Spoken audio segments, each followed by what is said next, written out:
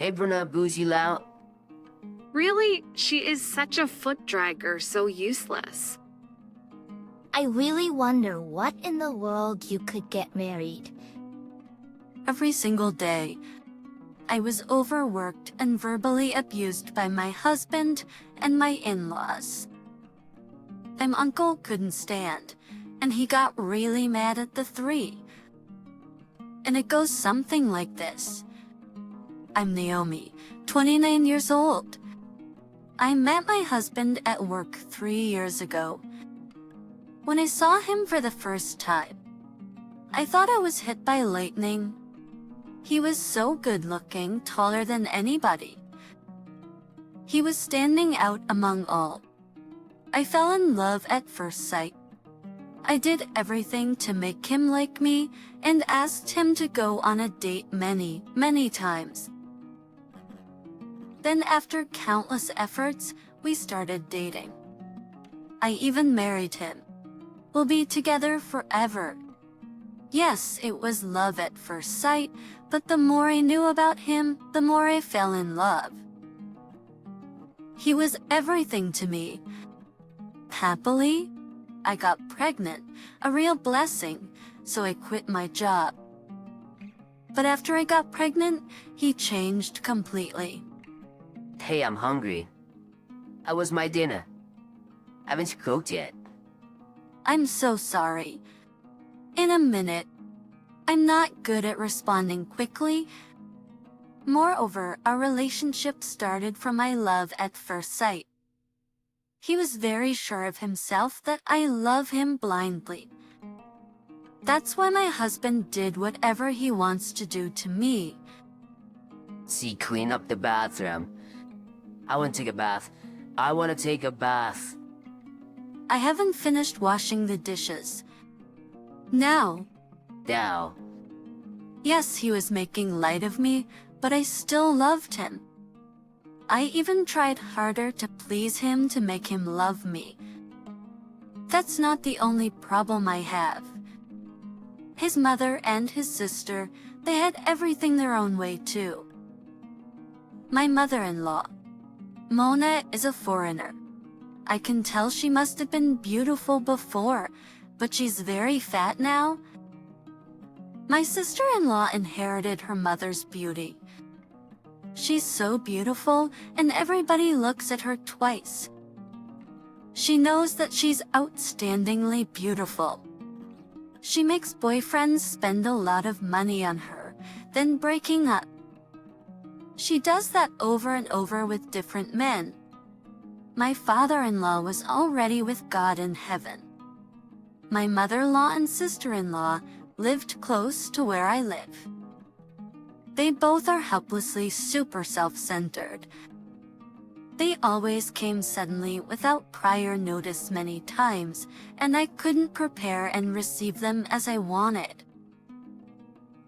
Is it out when they see me not ready to host them? My mother-in-law always said to me, so useless. It's awful. I'm an expecting mother and I shouldn't be moving around so much. But they didn't care at all. They wanted me to attend to them as if I am their servant. Yet they eat and drink as they like, ordering me to do this, do that, etc. all the time. But after all I did for them, they said to me, anything you do is not good enough. Dummy. I don't understand why a sober woman like you could get married. Just only insults, no appreciation for anything. It was very hard for me to take it. I told my husband about that, but he said, you have such a cold heart. It's my family you are talking about. And you got to take really good care of them. He didn't help me at all, but there was a game changer. One day we went to the in-laws' house for a family and friends gathering to remember my father-in-law. It's been 3 years since my father-in-law passed away. Usually, we spend quietly remembering and talking about him, but they didn't care. They called up their mutual friends, did some ceremonial act for show, then binged. My mother-in-law kept nagging me about coming earlier than anybody. I arrived at the in-laws' house earlier as she told me. Nothing was ready and the rooms were still a mess. When I was depressing seeing the mess, I heard my mother-in-law yelling, "Why can't you finish cleaning up, you idiot?"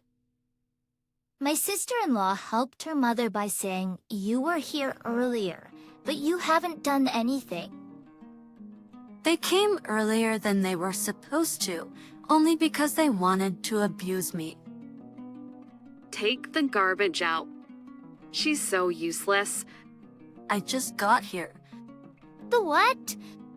Obviously, they had no intention to help me.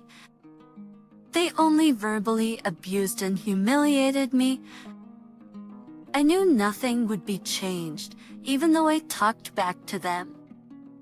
I kept cleaning the house quietly. The clock was ticking. I did my best to get ready before visitors showed up. Cousin and prayer to my hard work paid off. I completed all the tasks on time. Of course, they did not help me with anything. I thought I could take a little break. What are you waiting for? An invitation? It's your husband. I went to pick up my husband. You're late. I've been waiting so long. I'm so sorry. I picked him up and took him to the in-laws' house. When we arrived, the guests were already there. Everybody is here already. As soon as I arrived, I had to host the guests. Keats get me, then went to join other relatives to chat. I was everywhere attending the guests by myself. They did absolutely nothing, just talking and laughing outside. But when everything was ready, they came inside to eat. The dinner was takeouts from the restaurant that serves dishes from my mother-in-law's home country. I went to pick those up too. I prepared other dishes and nibbles besides takeouts. You're making everybody wait. Then make it quickly. She has no manners. Sorry, Mother. My wife is so useless. You don't need to apologize, my dear. That idiot woman is the one to be blamed. My mother-in-law and my husband kept humiliating me while I was preparing food. The guests noticed what was going on and they were put off. I finally finished and thought that I could get some rest. I was also very hungry. When I tried to eat, my husband said, "Ew, what are you doing?" He replied. I said, "What the hell are you doing?" "Don't eat. You're not a blood relative." "But I'm the ordeal. You're not part of the family. Go outside to clean." "No way." My sister-in-law laughed. Ha ha ha. That's so funny. Some guests tried to stop them. "That's out of manners," said one guest. I feel pity for her. "She was working harder than anybody else," said the other guest. But my husband and in-laws didn't care what the guests said.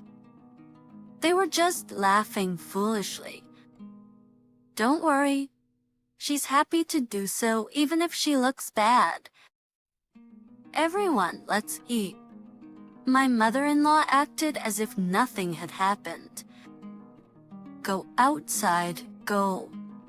My sister-in-law giggled. I couldn't understand why they could do such horrible things to me. I was trying very hard to please them, but they didn't care about me even a little bit. I felt miserable and almost cried. "Stop making a gloomy face. Just get out of here. Go outside, said my husband. Sorry. I hid my tearful face and quickly went to the garden to clean. The colored leaves were all over the ground. I don't understand why I'm being treated this way. Why do they say such horrible things to me? I've been treated like trash. Why must I keep pleasing my husband? Why? I asked myself. The more I think, the less love I had towards my husband. I couldn't recall what I loved about him. Maybe I don't love him anymore. I noticed clearly I wasn't in love with him like I used to. Few leaves were left, and when I almost finished cleaning the garden, I heard someone was coming. I turned my head. I saw my uncle-in-law. He was late because he had to work to do. He's the older brother of my father-in-law. Hi, Nami. Good to see you. Hope I'm not bothering you. I came in from the garden like I always do. Oh, hi, Uncle Ken. It's fine. How are you? Good, good. I just love passing through the garden to the house. It's so beautiful. He's a very nice man. He greeted me very nicely with a smile. Oh, congratulations. I've heard you're pregnant. Thank you. I smiled. By the way, why are you here outside? I thought everybody's inside eating. Well, and you're an expectant mother. You shouldn't be moving around like that. Why are you alone to the garden anyway? Well, because I'm just a wife. I was so glad what the uncle said. I was overwhelmed and almost cried. I hid my face quickly. He was surprised watching my reaction. What? He presumed the situation and said, all right then. The tets anyway. I came here to talk with Mona. Let's go inside. I haven't finished yet. Don't worry about cleaning. Let's go. I went inside the house with Uncle. When I entered the room, my mother-in-law, drinking, started to yell, who said you can come in? She started as I thought. I did, said Uncle. He entered the room after me. He was shaking his head. What a nerve you guys have. You sent Naomi, who is pregnant, outside, and you guys are having fun here. Uncle Ken said very calmly, but it was obvious that he was really mad. My husband was still laughing stupidly. She happily does anything for me, so just let her do it. He talked back with a bad attitude. My sister-in-law definitely didn't like my presence and said, she's dampening the mood. My mother-in-law was also displeased. She's happy to serve us. You should stay out of this. My mother-in-law frowned and glared at me. Is that right? Uncle Ken asked me. No, it's not true. I have never thought that way. No, it's not true. I've never thought that way. I denied it completely. It was the first time I expressed how I feel. I brooded over every single maltreatment they did to me and how verbally abusive they had been. I continued telling my story. All guests were taken aback as they heard my story and talked about it. My husband suddenly started to defend himself. You've never said anything.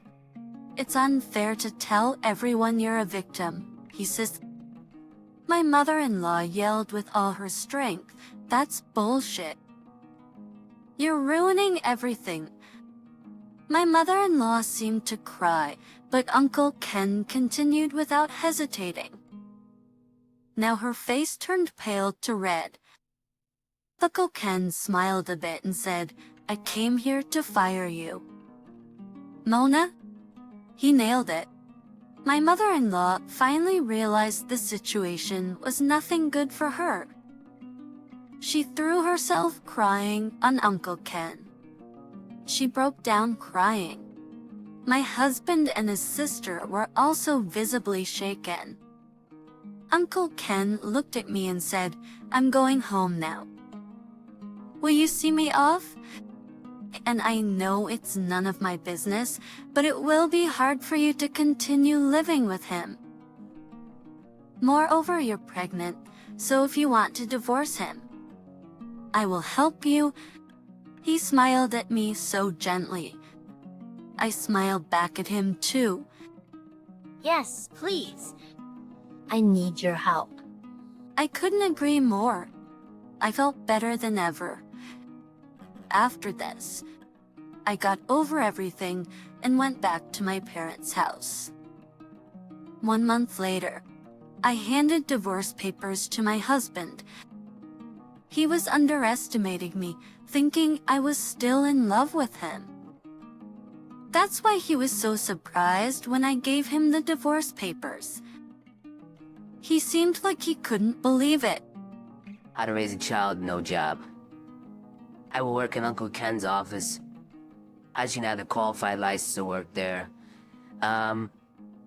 His jaw dropped. However, I didn't want to chit-chat with him. I took the envelope from my bag. Inside the envelope, there were the evidences of his affair. I told him very quietly. He used a private detective office to find out. Deal what? I belittled every single maltreatment they did to me. He was dating multiple ladies, lying to all of them that he's single. We kindly let all the ladies know that he's a cheater and a liar. Most likely, he will get sued by them. Later, I received alimony and child support. The divorce went quite smoothly, all thanks to Uncle Ken. Uncle Ken warned my ex-husband very seriously. If you ever fail to pay child support to Naomi, I won't hesitate to do anything against you. Understand, sir. Uncle Ken is really dependable. Thanks to Uncle Ken's warning, I receive child support payments regularly. Later on, the rumor spread through his workplace that he's a cheater and don't mind me. But he can't quit his job because he must continue paying his child support, even though he was receiving cold treatment. Additionally, he got a part-time job at night, so he has to work day and night. At duration, those miserable lives made his eye-catching, good-looking appearance disappear. His ex-mother-in-law, Mona, lost the place to stay. She can't find a job, and she also failed to catch a man to leech off from. I don't know where she is now. A parent ex-sister-in-law was isolated from friends because some guests at the gathering spread words about what she did. At the same time, one of her boyfriends was turning into a mad stalker and started insidious harassment to her. So she got a runaway and disappeared somewhere. Actually, my marriage life with my ex-husband was very hard and miserable for me, but I already got over it. We women don't look back once we make up our minds. I will just go forward, not looking back, for Uncle Ken who helped me through it. And for my baby, who will be in my arms very soon.